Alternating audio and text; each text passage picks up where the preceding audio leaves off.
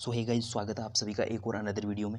So guys, इस video में अपन बात करने वाले हैं एक्सरसाइज नंबर 6.1 के क्वेश्चंस की। ठीक है, तो इसका 6 प्रश्नावली का जो बेसिक है वो अपन ने पहले वाले वीडियो में कवर करवा दिया है। वो आप पहले वॉच कर लेना और इसके बाद में ये वीडियो देख लेना। ठीक है, जिसका लिंक अपने डिस्क्रिप्शन में दिया हुआ है।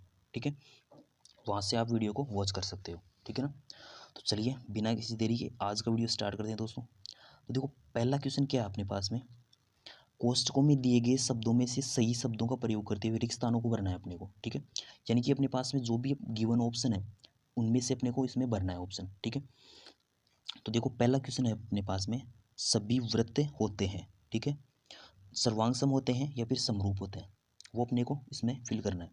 देखो इसके लिए आपको सर्वांग की डेफिनेशन पता होनी चाहिए और समरूप की डेफिनेशन पता होनी चाहिए। ठीक है, तो उस वीडियो में पहले वाले में आप देखना, वहाँ पे फुल एक्सप्लेनेशन है विद एग्जाम्पल के साथ में। ठीक है, और फिर भी अपन एक बार फिर से देख लेते हैं थोड़ा सा। सो देखो, सर्वांग आकृतियाँ यानी कि कॉन्ग्रुएंट फिगर्स कौन से होंगे। ठीक है, तो देखो यहाँ पे इसको बिल्कुल बेसिक से समझो आप। ठीक है, यानी कि बिल्कुल देसी स्टाइल में इसको समझो आप, अपने डेली लाइफ से चीज़ों को आप कनेक्ट किया करो। ठीक है, तब आप ज़्यादा याद रख पाओगे। ठीक है, ये अपने पास में एक 10 रुपये वाला सिक्का है, सपोज कर लो ये। ठीक है, और ये अपने पास में एक दूसरा 10 का वाला सिक्का है। ठीक है, तो ये दोनों फिगर्स है ना अपने पास में, ये दोनों फिगर्स आपको दिख रही है। तो ये दोनों फिगर्स है ना सर्वांग सम की एग्जाम्पल है। जो सर्वांग सम जो शब्द है इसी में इसकी डेफिनेशन छुपी हुई है। कैसे, देखो सर्वांग सम यानी कि सब कुछ इसमें समान हो, उसकी आकृति भी समान हो और साइज भी समान हो, शेप भी समान हो और साइज भी समान हो, यानी कि दोनों वर्त है। और सपोज कर लो ये जैसे 1 सेंटीमीटर का वर्त है और ये दूसरा भी अपने पास में 1 सेंटीमीटर वाला वर्त है। ये जो पहला है वो भी अपने पास में 1 सेंटीमीटर का है और दूसरा भी 1 सेंटीमीटर रेडियस वाला है। तो दोनों का आकार भी समान है और इनकी साइज भी समान है, यानी कि शेप एंड साइज दोनों समान है, तो सर्वांग सम आकृतियाँ वो हो जाती है। अब इसी के साथ में देखो ये समरूप आकृतियाँ, देखो यहाँ पे दूसरा एग्जाम्पल, दूसरी अपने पास में डेफिनेशन कोई किसकी है, समरूप की है, सिमिलर की। तो देखो जैसे ये अपने पास में एक क्रिकेट वाली गेंद है, छोटी गेंद। ठीक है, और सपोज कर लो ये अपने पास में एक वो जो वॉलीबॉल खेलते हैं ना, वो वाली बड़ी गेंद है। ठीक है, तो देखो यहाँ पर ये दोनों आकृतियाँ क्या है, वर्त है ना, वर्त है दोनों की दोनों, लेकिन इसकी रेडियस कम है, छोटी वाली क्रिकेट वाली गेंद की रेडियस कम है और इसकी वॉलीबॉल वाली गेंद की ज़्यादा रेडियस है। तो इनका आकार तो समान हो गया लेकिन साइज समान नहीं है। आमाप, आमाप होता है ना साइज, वो इनकी समान नहीं है, छोटी बड़ी है ये। इसलिए ये आकृतियाँ, ये क्रिकेट वाली गेंद ये और ये वाली वॉलीबॉल वाली, ये दोनों आकृतियाँ जो है वो सिमिलर का एग्जाम्पल हो जाएगी। ठीक है, तो देखो अब अपन क्वेश्चन को आसानी से सोल्व कर सकते हैं। देखो सभी व्रत होते हैं, सर्वांगसम होते हैं या समरूप होते हैं, तो सभी व्रतों के अंदर ये जो सिक्के अपन ने लिए थे वो भी आ गए, और ये जो फुटबॉल वाली गेंद और ये जो क्रिकेट वाली थी ये सब के सब इसमें अंदर आ गई। सभी व्रत मतलब सबकी सब आ गई है। तो देखो ये सर्वांगसम तो नहीं हो सकती ये सारी आकृतियाँ। क्यों, क्योंकि इनका आकार तो समान है तो वर्ती सभी के सभी, लेकिन साइज में अलग अलग है ये। ठीक है, कोई ये तो बड़ी आ रही है और ये इससे थोड़ा छोटी आ रही है। ठीक है, तो इसलिए अपन यहाँ पर देखो इसके अंदर क्या आएगा, सभी व्रत होते हैं समरूप, तो इसके अंदर आएगा अपने पास में समरूप आएगा। ठीक है, तो शब्द में इसके छुपी हुई है समरूप की डेफिनेशन। कैसे, देखो सम यानी कि समान हो, जिसका क्या हो, रूप, यानी कि शेप समान हो, रूप समान हो, यानी कि शेप समान हो, केवल साइज का समान होना जरूरी नहीं है। ठीक है, तो अपने पास में पहला क्वेश्चन हो गया। इसके बाद चलते हैं नेक्स्ट क्वेश्चन की तरफ। ठीक है, तो गाइस देखो सेम टू सेम क्वेश्चन है दूसरा भी। ठीक है, सभी वर्ग होंगे, समरूप होंगे या फिर सर्वांगसम, तो इसके अंदर भी अपने पास में आएगा समरूप आएगा इसके अंदर। क्यों, क्योंकि सभी वर्गों के अंदर तो 2 सेंटीमीटर जो भुजा होगी वो भी आएगा वर्ग, और जिसकी भुजा जो है 4 सेंटीमीटर होगी वो वाला वर्ग भी आएगा। देखो यहाँ पे जैसे ये अपने पास में एक वर्ग है। ठीक है, सपोज कर लो ये एक वर्ग है और दूसरा अपने पास में ये वाला वर्ग है।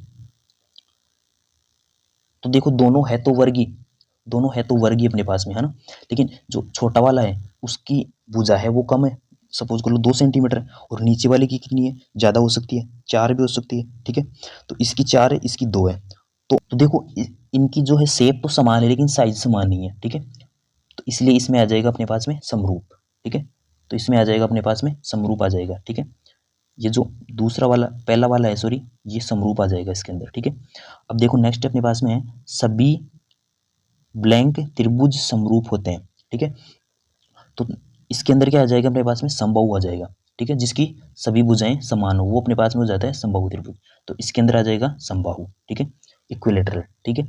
अब देखो चौथा क्वेश्चन है अपने पास में, भुजाओं की समान संख्या वाले दो बहुभुज समरूप होते हैं। तो बहुभुज, यहाँ पे एक वर्ड आया है बहुभुज। तो बहुभुज क्या होता है, पॉलीगन होता है। इसके अंदर इसकी डेफिनेशन होती है यानी कि जिस भी आकृति के अंदर तीन भुजाएं या फिर उससे ज्यादा भुजाएं हो वो अपने पास में हो जाती है बहुभुज या फिर पॉलीगन, ठीक है। तो समरूप होते हैं, तो समरूपनेशन होती है अपने पास में, संगत कोण जो है वो बराबर होंगे। दो दो ऑप्शन अपने पास गिवन है, बराबर होंगे या फिर समानुपाती होंगे। तो संगत कोण जो है वो क्या होते हैं, बराबर। तो पहले के अंदर तो आ जाएगा अपने पास में, यहाँ पे तो आ जाएगा बराबर आ जाएगा, ठीक है, बराबर, ठीक है, यहाँ बराबर आ जाएगा ये वाला पहला, ठीक है। और इसके अंदर ये दूसरा है, इसके अंदर ये दूसरा आ जाएगा समानुपाती, ठीक है। उनकी संगत भुजाएं क्या होती है, समानुपाती होती है, ठीक है। अब चलिए नेक्स्ट क्वेश्चन की तरफ। नेक्स्ट क्वेश्चन है अपने पास में, निम्नलिखित युग्मों के दो भिन्न भिन्न उदाहरण दीजिए। तो पहला अपने पास में है इसका समरूप आकृतियां, ठीक है। समरूप आकृतियों के अपने पास में दो एग्जाम्पल इसमें देने हैं। जैसे ये अपने पास में है एक वर्ग, ठीक है, और ये अपने पास में है एक दूसरा वर्ग, ठीक है। अब देखो ये जो पहला है, पहले वाला वर्ग है, उसकी जो भुजा है वो तो क्या है, कम है, और इसकी दूसरे वाले की ज्यादा है थोड़ी, ठीक है। तो देखो इनकी शेप तो सेम है, समरूप यानी कि रूप तो समान है, लेकिन साइज है वो अलग अलग है। जैसे भुजा जो है वो 3 सेंटीमीटर है सभी के सभी, क्योंकि वर्ग है इसलिए सभी भुजाएं समान होंगी, 3 है सारी की सारी, ठीक है। और सपोज कर लो इसकी 5 है, ठीक है, इसकी 5 भुजाएं सभी के सभी, तो इसलिए ये दोनों क्या हो जाएंगी, आकृतियां समरूप हो जाएंगी, ठीक है। और अपन एक एग्जाम्पल और देख रहे हैं इसका, ये अपने पास में है एक वृत्त और ये अपने पास में है एक दूसरा वृत्त, ठीक है। देखो इसकी रेडियस तो सपोज कर लो अपने पास में कितनी है, 3 सेंटीमीटर, इसकी है अपने पास में 5 सेंटीमीटर, ठीक है। देखो इसकी साइज क्या है, अलग अलग है, और जो आकृति है, शेप है वो समान है, इसलिए ये दोनों आकृतियां भी क्या हो जाएगी, समरूप हो जाएंगी, सिमिलर हो जाएंगी, ठीक है। अब चलिए नेक्स्ट क्वेश्चन की तरफ अपने पास में। नेक्स्ट क्वेश्चन है अपने पास में क्या, ऐसी आकृतियां जो समरूप नहीं है। दूसरे का दूसरा क्वेश्चन है अपने पास में, ऐसी आकृतियां जो समरूप नहीं है। तो समरूप नहीं है उसके तो बहुत सारे एग्जाम्पल हो सकते हैं। देखो जैसे ये अपने पास में एक वर्ग है और ये अपने पास में एक वृत्त है, ये दोनों आकृतियां किसकी एग्जाम्पल है, समरूप आकृतियां नहीं है ये, ठीक है, नहीं है ना, क्योंकि शेप समान नहीं आ रही है। ये तो वर्ग है और ये वृत्त है, दोनों समान नहीं है, यानी कि आकृति समान नहीं है दोनों, इसलिए ये समरूप आकृतियां नहीं है। और अगर अपन एक एग्जाम्पल और देखें तो सपोज कर लो ये अपने पास में एक वृत्त है और ये मैंने एक क्या बना दिया, त्रिभुज।